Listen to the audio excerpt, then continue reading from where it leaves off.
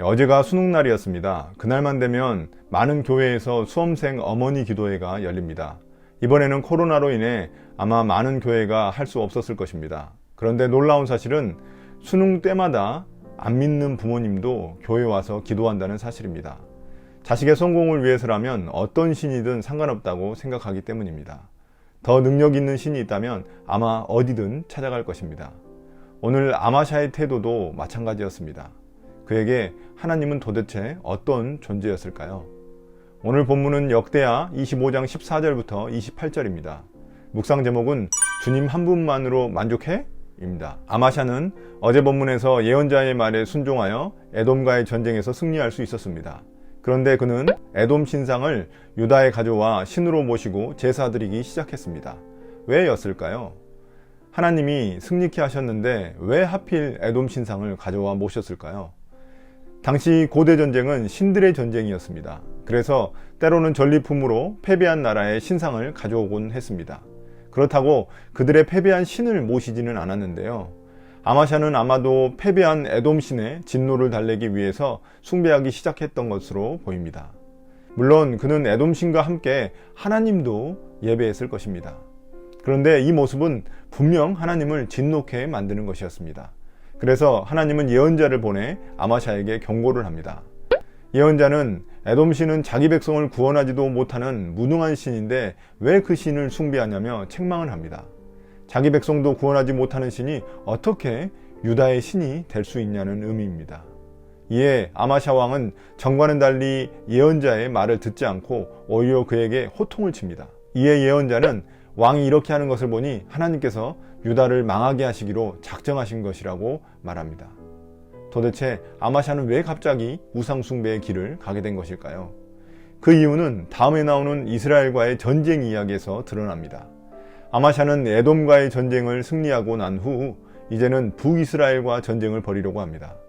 왜냐하면 앞서 아마샤가 북이스라엘 용병들을 고향으로 돌려보냈는데 그들이 돌아가는 길에 자신들의 백성들을 수없이 많이 죽이고 성읍들을 약탈했기 때문입니다. 17절에서 아마샤는 참모들의 말을 쫓아 여호아스 왕을 직접 만나 힘을 겨뤄보자고 했습니다. 에돔과의 전쟁에서 승리하고 난 후라 참모들은 아마샤의 비유를 맞추기 위해 그의 자만심을 한껏 높여줬을 것입니다. 19절에서 아마샤의 제안에 대해 여호아스 왕이 응답합니다.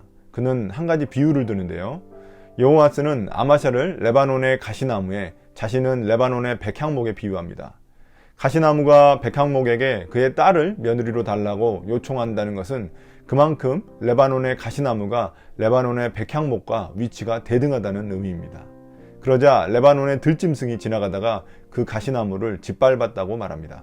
레바논의 들짐승들은 아마도 이방 민족들을 말하는 것입니다. 그 이방 민족들이 아마샤를 짓밟을 것이라는 그런 의미입니다.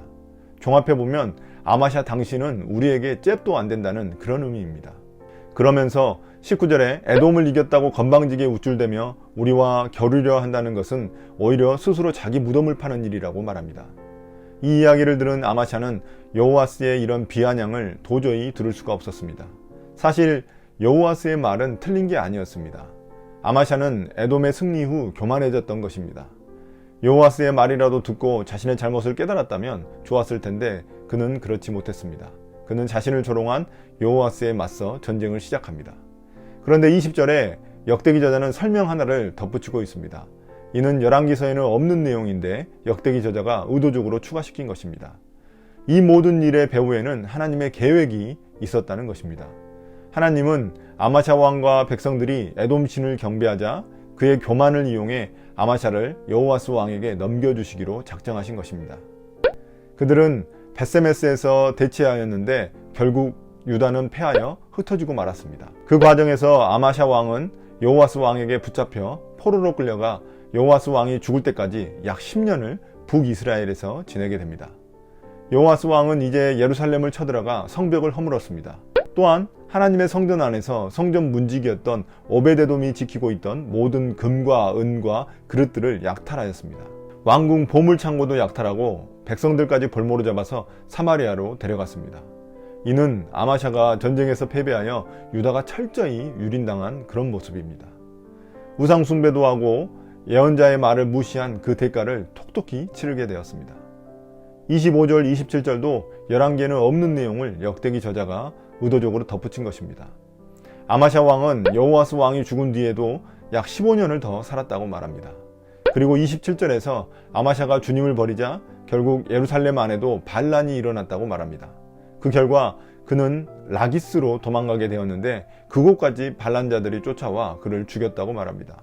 그가 하나님을 배신하자 그의 신하들도 그를 배신한 비참한 결말을 맞이합니다. 앞에서 그가 어찌됐든 간에 하나님의 말씀을 들었을 때는 전쟁에서 승리하고 손해를 충분히 메울 만한 엄청난 양의 전리품을 잘 챙길 수 있었습니다. 그러나 그가 하나님을 무시하고 우상 숭배의 길을 가자 그는 가지고 있던 모든 것을 잃어버렸습니다.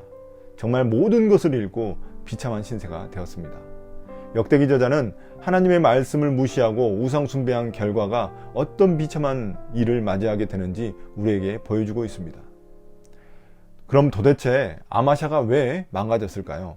그것은 북이스라엘과의 전쟁에서 요아스 왕이 한 말에 단서가 있었습니다. 아마샤는 에돔과의 전쟁에서 승리하고 난 후 교만해졌던 것입니다. 하나님이 승리하게 해주신 것인데 마치 자기 힘으로 승리했다고 착각했던 것입니다. 그러니 북이스라엘과도 붙으면 이길 것이라고 자신만만했던 것입니다. 그의 이런 교만 때문에 전에 들리던 하나님의 말씀이 이제는 들리지 않게 된 것입니다. 자기 소리만 들리고 자기를 높여주는 간신배들의 소리만 들린 것입니다. 물론 그가 하나님을 아예 버렸던 것은 아닙니다. 그는 하나님도 섬기고 에돔 신도 섬겼을 것입니다. 그는 나라가 잘 되기 위해서라면 어떤 신도 섬길 마음이었을 것입니다. 어느 순간 하나님도 그에게는 마치 우상처럼 변해버렸던 것입니다. 여러분, 그럼 우리는 어떻습니까? 하나님을 마치 나의 성공의 발판으로 생각하고 있지는 않습니까? 내가 하나님의 뜻을 이루기 위한 도구가 되어야 하는데 내 뜻을 이루기 위해 하나님을 도구로 여기는 경우가 많습니다. 겉으로 보기엔 하나님을 잘 섬기는 것 같이 보이지만 그 속마음은 내가 잘 되기 위해 하나님을 섬기는 것 뿐입니다. 그렇다 보니 성공하고 나면 아마샤가 에돔 신을 섬기듯 그 성공의 신을 섬기게 되는 것입니다. 우리가 하나님을 믿고 그의 말씀에 순종하는 동기를 다시금 살피는 하루가 되시길 바랍니다. 우리가 주님 한 분만으로 만족하지 못한다면 오히려 그 사실이 우리를 더 위태롭게 만들 수 있다는 것을 기억하시기 바랍니다. 오늘 묵상을 마치겠습니다. 감사합니다.